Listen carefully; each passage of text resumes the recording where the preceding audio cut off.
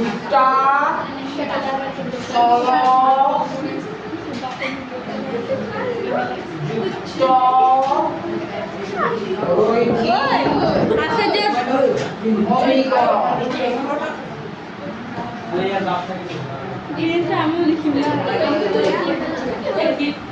দুটা চলকযুক্ত ৰৈখিক সমীকৰণৰ আৰ্হি কোনটো?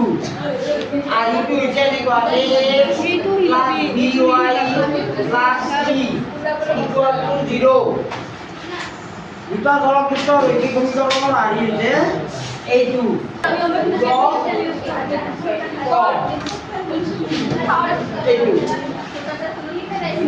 তো এতিয়া এক নম্বৰত কি কৈছে? অনুশীলনী চোৱা, অনুশীলনী 4.1 তাৰে এক নম্বৰ উত্তৰটো চোৱা। এক নম্বৰ বহীৰ দাম এটা কলমৰ দামৰ দুগুণ। এই উক্তিটো প্ৰকাশ হোৱাকৈ দুটা চলকযুক্ত এটা ৰৈখিক সমীকৰণ গঠন কৰা। ব্ৰেকেটৰ ভিতৰত কি দিয়া আছে চোৱা। ইয়াত এখন টকা বহীৰ দাম x টকা আৰু এটা কলমৰ দাম y টকা বুলি লোৱা। আমাক কি কৈছে চোৱা, প্ৰথমতে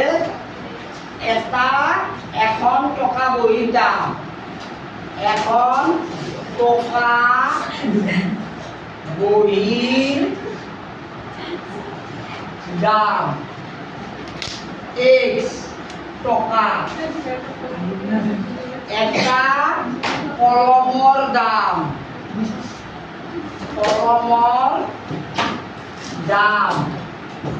y টকা ধৰিব দিছে আমাক।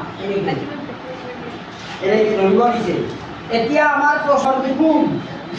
কলমৰ দামটো y টকা, ইয়াৰে দুগুণটো কি হ'ব? এটা কলমৰ দাম হ'ব। তাৰমানে চৰ্তমতে কি হ'ব?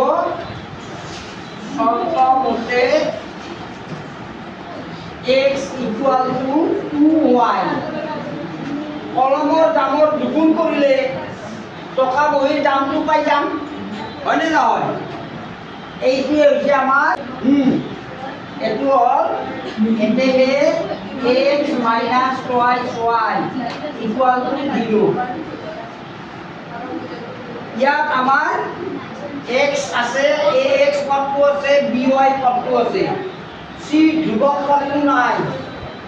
গতিকে তোমালোকে যদি সেইটো আৰ্হিত লিখা তেনেহ'লে এনেকৈ লিখিবা, তো প্লাছ মাইনাছ 2y প্লাছ ইয়াত 0 লিখা, 0 ইনটু অকল 0 বুলি দিলে, 0 ইকুয়াল টু